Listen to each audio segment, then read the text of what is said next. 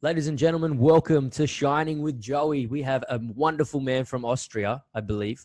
Karlis PUPOLS, one of my good friends, a life coach, a wonderful human being. He talks all things natural, spiritual, awakening, so wise. I'm really looking forward to for you guys to listening out there to listen to this man and see what he has to offer the community. He has a wonderful story. Welcome, my brother, Karlis PUPOLS. How are you, man? Thanks, Joy. Thanks, Joy. It's a pleasure to be here, and it's a pleasure to have this conversation with you, man. We've been looking forward to this for a while. I have, man. I've been looking forward to it. What I'm looking forward to as well is my continual relationship with you. Definitely. I know you're side by side with me in the Confidence Project, and you're going to be an absolute amazing asset to the people that join that tribe. So, man, do you want to tell the viewers where you're from and your story? Sure, but before I do that, just gonna point to the viewers that hey, if you haven't checked out Joy's Confidence Project, do that. That stuff is good. Some real value. Some real value. Yeah. Thanks, man. Thanks. Hey, our Confidence Project, by the way, not mine. Of course. No, of course. But yeah, you know, all good. I got it. Yeah, looking at me, well, I've come a long way. You know, I originally come from Latvia. It's a bit smaller Eastern European country.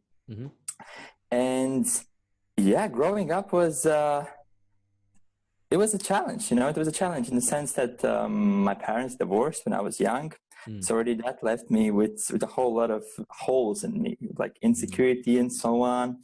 And also my connection with my mother wasn't really the strongest. I really didn't feel connected. So I felt alone and I felt isolated for a long time, you know, and over the years, I just basically gathered myself a master's deck of self-limiting beliefs and self-doubt, you know, not good enough, not worthy enough, not enough. Did these come from the happenings that happened in your life, or was that people's voices, or like a whole bunch of everything? I think it was a mix of everything. I think one of the biggest impacts was the fact that I kind of felt alone, you know, because like, and my mother worked, and so she spent a lot of time working, and then, you know, my father also didn't see him that much often. When I was young, I was living with my grandparents. But the thing is, though, is that they kind of had a little bit of farm, so they had to do a lot of work. You know, they had to take care of animals, take care of land, and so on.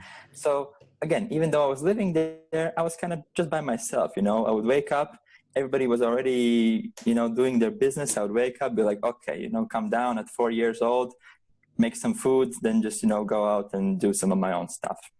And there weren't really I didn't really have any friends at that point, you know, because I didn't find any kids there. So basically, I only had dogs. So there were 2 dogs. So those were my buddies. You know, it was just me with 2 dogs. Shout out to animal lovers. Who loves animals out there? You know. Yeah, animals are. Is it true that a dog's a man? Is it true that a dog's a man's best friend? It's close, you know, because it's close. Because for some people, it could be different animals, you know, but dogs are very close, and they're much more intelligent, and they're much more aware than we think, you know. And in general, animals are so much more aware, you know, and not just land animals. You think of sea animals and ocean animals too, like dolphins, whales. Man, they are very intelligent. Oh, they say the dolphin has like 13% brain capacity, right? And it has sonar what do you call it? Sonar technology or something? Like they can talk to each other with frequency? Yeah, they can really. And the thing is though, here's one crazy thing about dolphins, is that scientists were studying human languages, and I don't really remember all the technical details, but basically there's a certain paradigm that the languages follow when it comes to syllables and repetition of syllables. You know, for example, English has, I think, the syllable E the most often, then it's like A or something like that. And it basically goes down like a slope, you know, syllables. Yeah.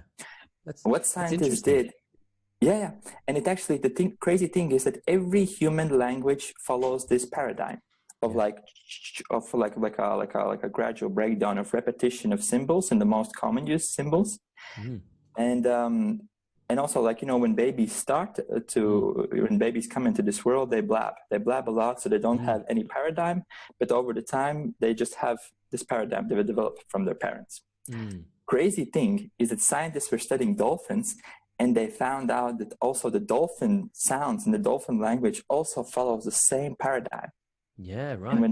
And when baby dolphins are born, again, they also blab. They have no paradigm, but over 1 year, they match their parents' Wow. voice like the Wow. paradigm. So actually, they have a language, which is a crazy thing. I might have a crack at what that would sound like. Do you have any idea what that would sound like?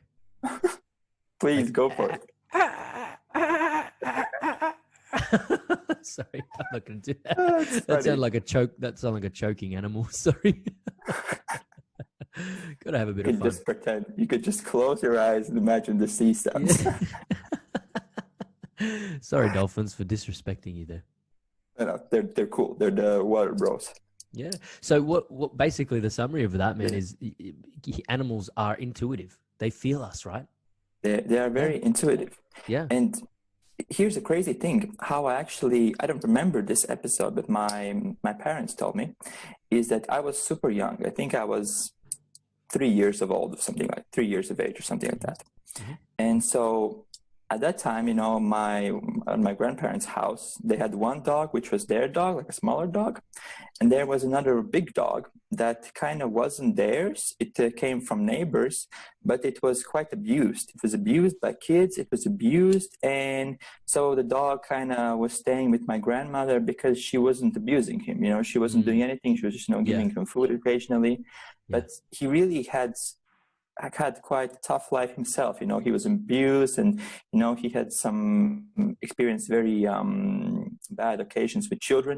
Children had thrown rocks at him and so on. So he wasn't really the fan of children, and he was like kind of, everyone was a bit scared of that dog. My grandmother was a bit scared, my mother was a bit scared, and no one really kind of did much to it. He just kind of was there, and they gave him peace, and he gave the peace. So to say.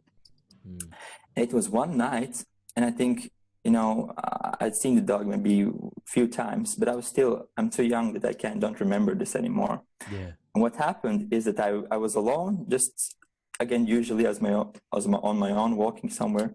Yep. And I walked with this dog, and I just came by and I started petting this, and at first my mother and my grandmother was scared because they thought, holy, I'm a kid, maybe the dog will be aggressive to me just because kids have been very mean to him. But no. And like really from that day, I felt like we created a bond. And the thing is that it felt like the dog treated me as if I was his owner. He really listened to me the most. Yeah. And he felt an instant respect for the alpha in the room.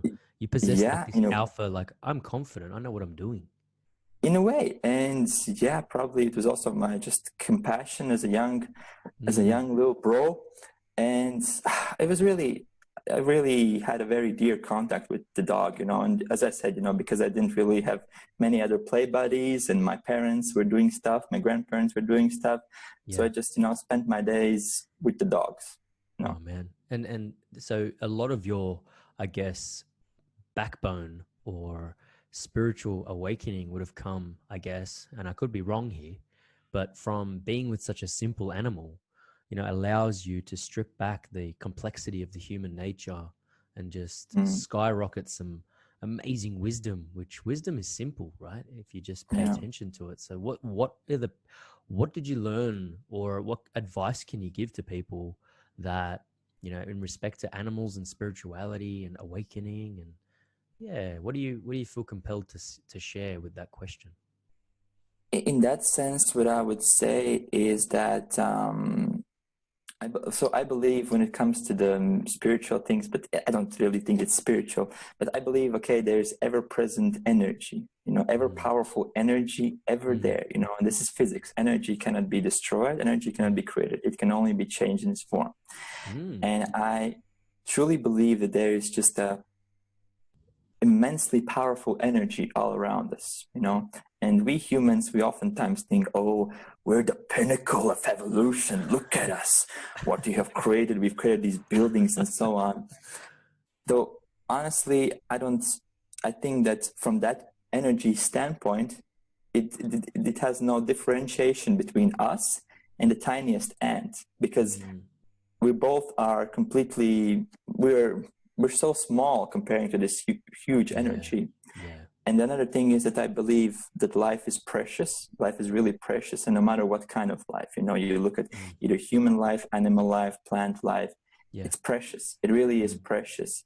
And how I see is that if you really respect the life in yourself, because a lot of people due to different traumas, different bad experiences, they judge themselves, they shame themselves, and essentially they don't respect the life within themselves. Yeah. And I think that leads to people not respecting life in other beings, you know, starting from other humans, and then you take further in that. You don't respect life in nature, you don't respect animal life, you know.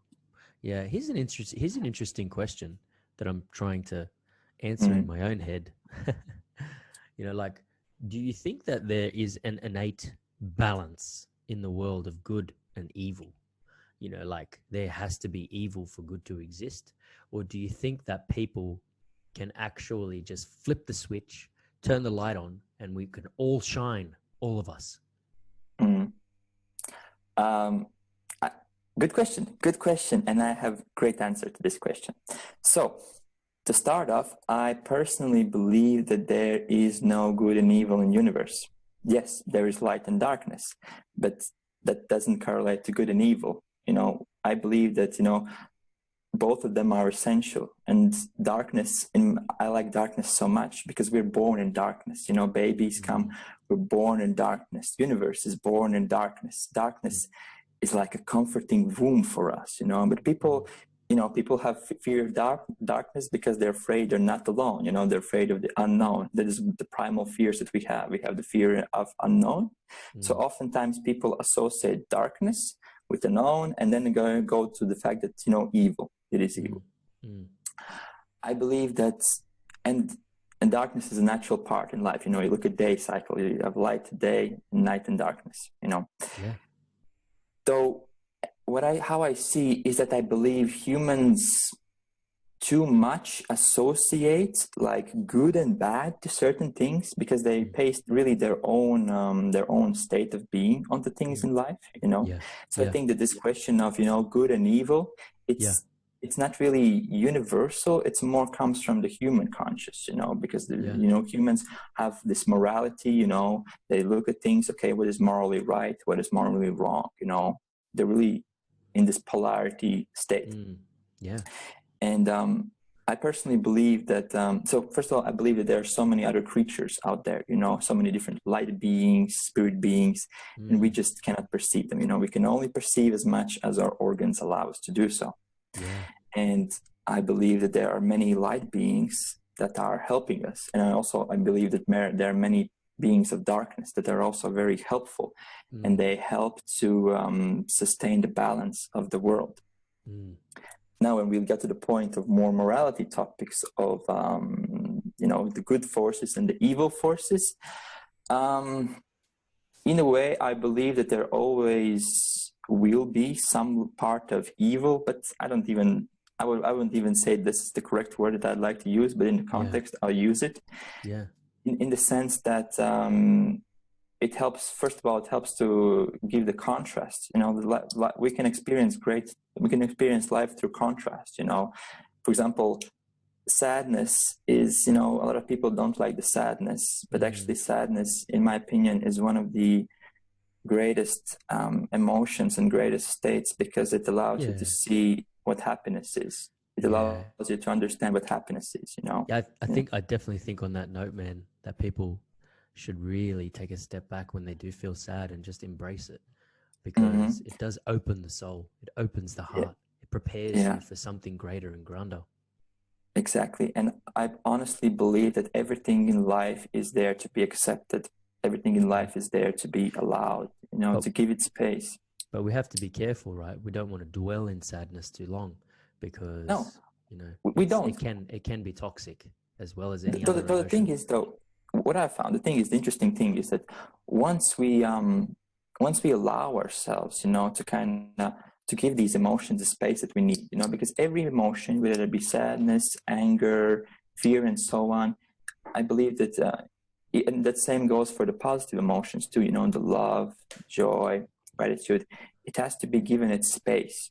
And what I find is that I find that many people do not give these emotions the space they need to come out.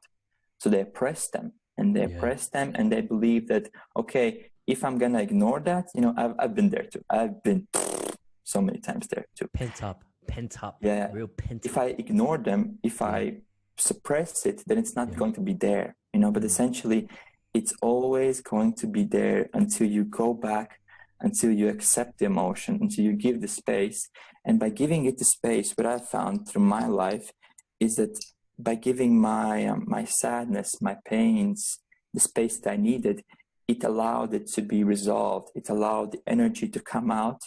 And essentially, it afterwards allowed me to reach the point of calmness, state of peace, you know, because otherwise I was in a state of inner conflict, you know, inner conflict, which is always creating energy subconsciously. You know, you might not really think about it, but it's still creating energy in the background. And until you resolve it, until you give yourself that's what you need, until you give your emotions the space that you need, the time that they need, the attention, it allows them to use up this energy and again return to the natural state of peace, because the peace is the natural state of everything in life, you know.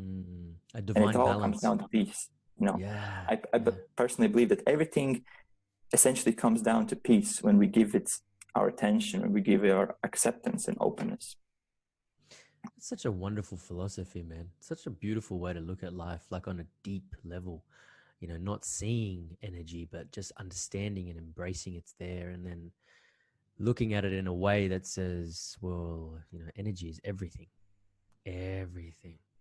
Like, once you understand that, you can harness the power of it. People do it in a multitude of ways, you know, gong fu, chi, you know, tai chi. You know, what other things can we think of that people actually practice the art form of energy and harnessing energy? You know, there's well, for example, Reiki is one of the things, you know, the healing of the energies. But I think that's, you know, I don't honestly, how I see is that I don't think you have to be some spiritual Zen master to access this. I think that every one of us every day uses our energy, and it's really just a matter of kind of remembering ourselves, remembering these ways of energy, and putting our awareness onto it, putting our awareness, where do we put our energy, you know, where do we put our time, you know, where do we put this life force that we have, that we've given, you know. I hear you, man. Everything is, that's something that I think people need to hear, you know, the rule of thirds. Have you heard of the rule of thirds?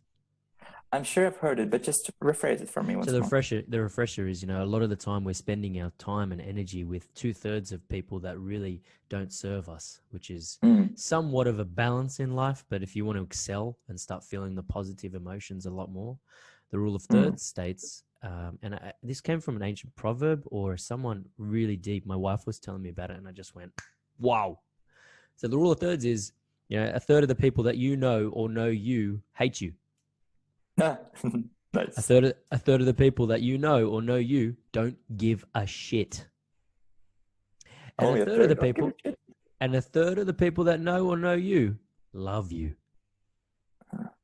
So 2/3, most people are spending a lot of their time with those people. And I've found myself, I've spent a lot of time with a lot of people that really don't give a shit about me. And really, and I say hate you in a way that really catches your attention, but the real reason is they don't hate you. They just they need a lot of work about themselves. So they're projecting that. I understand that. You know, I hope other people can get that too. But yeah, man, energy, when you're investing your energy into the wrong people consistently, you feel drained. Just drained. It's true. You know? Yeah. But people like you, spending time with people like you, even though we're on Zoom, I can still feel your energy because I'm connecting with you. I'm feeling enlivened, enriched, you know, full of zest, you know? Exactly. And it's so amazing. It's really, I believe the greatest gift we can give to the world is heal ourselves. I truly believe that. And give ourselves attention, because we are so quick to give attention to social media, to this, to that, to this, to that, but so less, and only so few times do we give attention to ourselves. You know, we constantly distract ourselves. We distract ourselves in this and that and worldly matters. And Karlis, Karlis, if people haven't realized how much time they could have invested in themselves through COVID, you know, like, oh my gosh, the first thing I was thinking about was self-development, self-awareness, self-improvement. What a fantastic opportunity in countries that are doing better than other countries, like our country. You know, the government is pretty much handing out money to us to survive. Like, we're very fortunate. I don't know about you, but we got cash too. you got cash too. That's awesome. Kudos to the Austrian government, right? Austria? Yeah. Austria's rich. It's a rich. Yeah. Yeah, man. So, I mean, in essence, it's a time to reflect and spend time with yourself. Most people are worrying about the future, instead of thinking about the now and trusting the process that there is change coming. We, as spiritual, you know, beings, we can sense big change coming in the world. We're embracing it, but we're also preparing for it by investing in our self-awareness and our personal development and just our love. And, you know, but how do you give yourself love? I'd say it starts from making a brave decision, because I understand why a lot of people don't give themselves attention, because once you start giving your attention, all the things that inside, they start to come up, you know, the light starts to shine on them. And oftentimes the inner world is full of pains, full of hurts. I've been there too. I've been really feeling like there was so much pain that would just crush me. You know, I've been there, you know, and I've lived my life just not thinking about it, thinking about other stuff. And I believe it.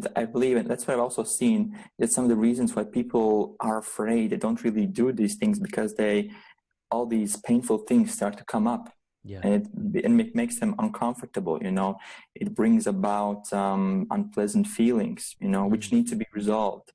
So I think it starts with being brave, and I believe those who do pursue inner growth, inner healing, we are very brave, because it's not an easy thing to do. It's not the easiest thing, because these things come out and they can be very emotional. They can be very powerful. Yeah. Is it worth it? And people will question you. People start to question you as well around you. Yeah. So, hey, what's wrong with you, man? You're changing. There is so many things, but is it worth it in the end? Absolutely. You know, if now looking back at my life, you know, someone asked me the choice, would I go through all this pain? Would I go through all this suffering? Would I go through all these hours of crying in my life to get here where I am right now? I would say yes, because it's worth it. Even though it's not easy, it's so much worth it. And once you reach the point where you feel connected to the ever-present and universal love, it's one of those greatest feelings ever, and it stays with you. It stays with you. We see this in kids. I see this in my daughter all the time. I keep telling people, like, kids, babies, when they are born, we are born with the glory that sits within us, that is just divine oneness, or, you know, God, or the universe, or love, or whatever you want to name it, this power, this joy feeling, this sensational feeling. Yet, what happens, man? What happens? What happens over life? What happens to us? We get taught things, right? We get taught things, and our perspective shifts, and we start becoming unaware and asleep. You know. So what pains have you gone through, so we can, you know, so the listeners can understand that it is a normal process to growth and becoming enlightened, or awakened, or, you know, better developed as a human being, emotionally. Yeah. A big thing for me has been my abandonment issues, so to say, just like fear of abandonment. What do you mean? In a way that I believe that when I was much younger and very small, I wanted more this human connection, you know, because more, especially with my mother, and I would definitely also would have liked it more with my father. Yeah. But as I didn't really have it, it left me in an insecure spot. It didn't really, I wasn't secure in myself. I wasn't confident at all, also in myself. Yeah. And what this led to me is it led to me to attaching things for too long. For example, the first relationship that I had, it was not a very pleasant relationship, you know, and my heart was going through grinder, You, you recommend mean, grinder. you mean the an intimate relationship? Intimate relationship. Yeah, I was about Yeah. 16 or so on. Yeah. My heart went through a meat grinder so many times, you know, so many times I felt hurt, and so many times I heard the word we're breaking up, even though, you know, it was like, why, you know? Yeah. So of Yeah. course I was trying to figure it out and fix it together. And it left me staying in this relationship for far too long that I needed to. But again, it was part of the fact that I had these issues of abandonment, you know, and that also led me to kind of trying to make people like me in a way, because I wanted to be accepted, you know, like we all have this desire to be accepted and included. And so we try to compensate when we have missing these things, you know. Yeah. I felt like the crazy thing is that I actually only realized that about maybe 2 years ago now. About 2 years ago, I realized that for most of my life, I lived with a deep, deep belief that I'm not good enough, even though I was not aware of it. And even though when I was, Dude, that's powerful. How did you discover that? it Because has taken me, can we agree that a lot of society today believes the same thing, that they're yeah, not good enough? exactly. It's a very, I believe, very, very powerful underlying belief that a lot of us have in society. For me, how I've discovered a lot of these things is that I always try to find answers, you know, and maybe it was because it was very painful for me, you know. Yeah. So I was, for so many nights and so many hours and so many days and so many years, I've just had this question in my mind: why me? Why me? Why do I have to feel so Yeah. much pain? I think Why? I can relate to that. Why me? Why me? What did I do Yeah, wrong? What did I do wrong? right. Yeah. Why? And it was so burning, you know, like, and the thing is though, is that led me to search for information, search for answers, really everywhere that I could find. You know, I've searched so many answers in the internet. I've researched people. I've read a lot of people, and I've done so much searching inside of me. Really, just going in deep and deep and deep, and again and Yep. again and again and again. And Yep. it doesn't. The thing is, though, it's not just to do it once or twice and it works. You do it many times, but the more you focus on it, the more you know, so again, the more you spend attention to yourself, the more things come up to your, you know, the more, you know. And now, okay, I've been doing meditating for a long time, you know, already, like Yeah. pretty much daily meditation for all this year. I've been Yeah. done Wow. pretty much Wow. close to daily meditation. Wow. Again, you know, and I can see that, you know, as the time passes on, again, I uncover more, you know. Sure, I've uncovered already a lot, but again, Yeah. I uncover more. It never stops. This process never stops of self-exploration, of self-learning, of self-healing, Yeah. these things, you know. I believe that, you know, there's always, and there's a reason. How I look at my life, and this has really helped me to be more accepting and be more open, Yeah. is that I've this I have the belief now that everything that has happened to me, everything that happens to me is there for a reason. Is there Yeah. for a reason. Yeah. And it's not that I'm just a victim of some random consequences or some random circumstance, you know. And so my goal and how I look at it is I try to understand what's the meaning for it, you know. And I understand that, you know, that I've also experienced so much pain in this world, pain in this life, that I've experienced so much sadness, is first of all so that I could understand people who also experience the thing, Yeah. and the secondly, so I could help them, Yeah. so I could help like because I understand how it feels, you know. Yeah. Like I understand also the people who have killed themselves, you know. It's a very delicate topic for many people. Yeah, I've man. never had the intention that I want to kill myself, but Yeah. I understand because I've had the feeling. I know the feeling, you know. It's very the interesting feeling. Like the feeling is one of the Isolating. yeah. Loss of hope, no motivation for Mm. significance. Yeah, man. And it's, you know what? This is very, very. I probably shouldn't say this because I might get in trouble for it, you know. But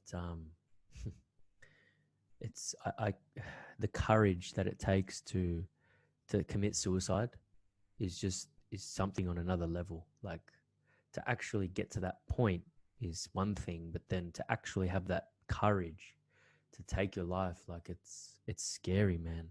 I just, Mm. you know, and we don't know what it feels like right at that moment, right? We don't know, but It, like it, there's a lot of mixed emotions in that process.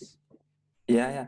And I mean, one thing is for sure is that because our survival instinct is the strongest instinct we have, the Yeah, person you have a unshakable belief that killing yourself is going to be the less pain than living, yeah, you know. And it's so big and it's so powerful. And I think that, you know, I personally think that, you know, these topics should be more talked about, you know. they People should, should be man, more and educated about, they you know. should, and if the people want to come and be educated by yourself or myself, you know, there's ways that they can do that. Mm. And just one thing that I wanted to add on the previous feeling is that at one point I had when I was feeling very down, like I was feeling very Yeah, depressed and very yeah. emotionally down and very emotionally heavy. Mm, I felt like I was in this endless swamp alone. mm, mm, And I was sinking deeper into this swamp, which is yeah, the swamp was just full of emotional heaviness, emotional pain, emotional hurt. yeah, And the crazy thing is that you get this feeling that you want to sink down deeper into the abyss, even if there was someone who was right there next to you and said, "Hey, I'll help you. Take my yeah, hand." yeah, You feel like you don't want it. You yeah, feel like you want to sink deeper into yeah, this, yeah, and deeper and yeah, deeper yeah. and deeper. And Mm. it's such a crazy feeling to explain in the words, but when you feel it, it's like, wow, Yeah, it's like how quicksand. how It's like how you're in quicksand. in a way, and in a quicksand where you want to be. It's like you feel so much pain and heaviness, but at the same time, Cool. you want to feel it even more. You want to sink deeper into this Yeah, abyss yeah, until and there's nothing yeah, left.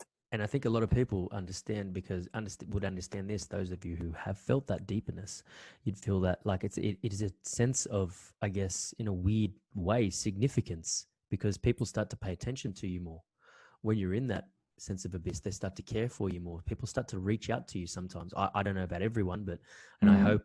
I hope that that's the case, that people have supportive people around them and they have people that care about them in the sense that they see you going worse and worse and worse, and then they're extending their arm to you more, and then this somehow your internal programming goes, well, I'm getting more attention now than I ever have, so Mm. I'm addicted to this. So it becomes addictive, this type of behavior. That can also happen. Yeah, It can happen, man. It happens. You know, I've experienced this as a teenager. You know, yeah. I Mm. remember sometimes like this in my life. Yeah, yeah. And it's crazy, you know, how I think is that it again comes back to the fact that we as a society are deeply traumatized. And the thing is, though, is that we already don't want to look at ourselves because, you know, it brings up pain. And how I see is that when we see other people in pain, or people, for example, people who are severe drug addicts, no one wakes up in the morning feeling good as a butterfly and thinks, well, I think I'm going to become a drug addict. And, you know, I think I'm just going to Yeah. crush my life away. No one makes this conscious decision, you know. Correct. No And one wakes up and says, I can't wait to take drugs today because I'm feeling great. Very rare statement. I've never heard yeah, that. or like people becoming alcoholics. Again, it Yeah. doesn't really happen Yeah. that you just decide for that. People do that because they have pains and they Yeah. try to run away from it, you know. Mm-hmm. Also, people who are living in very, Yeah. very, I would say, poor conditions, but in a very, like, you know, Yeah. because people are in pain. They're in pain and they try to escape from it. And Or how I numb it. see, Or numb. I remember Numb it the pain. exactly. And how I see it is when we see other people that are in pain, and somehow resonates with our own pain. It somehow resonates because, you know, we're all connected as a humanity. And because it resonates with our own pain, and it causes us pain to look at it, we choose to ignore it. That's a common solution for the thing, you know. Whatever causes pain, we generally choose to ignore it. So we choose to ignore ourselves, we choose to ignore other people's, we choose to ignore people that have, for example, severe also mental issues or in pain. We choose to ignore these members of society, you know, and only just focus on the positive. And I think sometimes this culture of just only positivity is a bit too out of balance. Absolutely, Because man. Absolutely. there's not only positivity and butterflies in life. Yeah. Life is up and down. It always goes up and down. It's normal. And I believe that's what allows us to experience the preciousness of life, the contrast, the ups and downs. You know, if life was always just happy, you know, you look at, for example, you look at people that are like living in very developed countries, and they have everything. You know, you look at some kids growing up, they have everything, all the things that they want, all the attention they want. You know, it doesn't seem like they really appreciate the life as much. It doesn't seem like they enjoy the life as much. You know, we get to a point where, again, it's not good enough. You know, we might be living one of the best lives ever, but if we're used to it, living it for a whole life, we'll think, first of all, we think it's just self-explanatory, you know, that we have all these things. And second of all, we'll be like, it's not good enough for me anymore. You know, again, something more. Take it for granted, man. Take it for granted. That's true. Yeah. I mean, I'm doing a live. Hopefully he's responding to me, but I've got a friend in Lebanon at the moment, and he's going to take me for a live tour, what's happening around Lebanon, and give people a real insight a truthful insight to the behind the scenes of what's happening, to put people, you know, in a real perspective. And for me, I'm really excited about that opportunity, because I had the privilege on Sunday morning to do that with him, and see what he's going through, you know, like, and then it just hit me. I just felt this sense of spoilt bratness, you know, being a spoilt brat here. And I wasn't spoilt, you know, as an adult. I worked for everything that I've got, and everything that I've done for myself. But, you know, I've had assistance along the way, like everyone has, with friendships and whatnot. But, you know, it's a real game changer, man, when you see perspectives, when you see people struggling, and you taking the things around you, like a house, you know, food, money, access to the bank account, you know, water, government handouts, all these things, you know, just we take it for granted. Exactly. You know, and I believe it's a great opportunity, you know, to learn to experience. Well, not necessarily that you have to experience these living conditions yourself, you know, to really truly understand, but just be in that environment, you know, and learn these things, and go out of your immediate bubble that you see, you know, immediate news or whatever. Go out, and I think that really helps us to gain a deeper appreciation for life. It helps us really to gain appreciation, and oh wow, I'm healthy, I have all my limbs, I have money, I can go, and that's the thing, I can, you know, because there are some places in the world right now where you go out in the morning and you cannot be sure that throughout the day you won't get killed, you know. Some places in South America, also some places in America, in Africa, you know, there are some places where you cannot be, where you cannot be like sure about the safety of your life. You know, when you look at people in Europe and other very countries that are safe, you know, we don't have to worry about these things. So we forget how lucky we are. We forget how privileged we are. You know, I just want to say this word because I believe that, you know, the people that have, even us too, you know, just the ability to have the technology to live here and make this podcast, it's a privilege. It's a privilege from life. It is, man. I'm super thankful, man. Like, this was just, I reckon, 0.5% of what you have to offer the world in respect to your talking and, you know, your knowledge and that. So I really invite people. I want to invite people to come and join us, or, you know, visit Karlis by, you know, directly.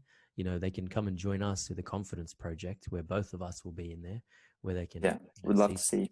Would love to see you go through the array of emotions, and we'll help guide you to the next level of confidence through this specifically. Like you said, man, confidence isn't just about, you know, oh yes, let's go, come on, putting on that front. You know, it's not all that. It's not all that, man.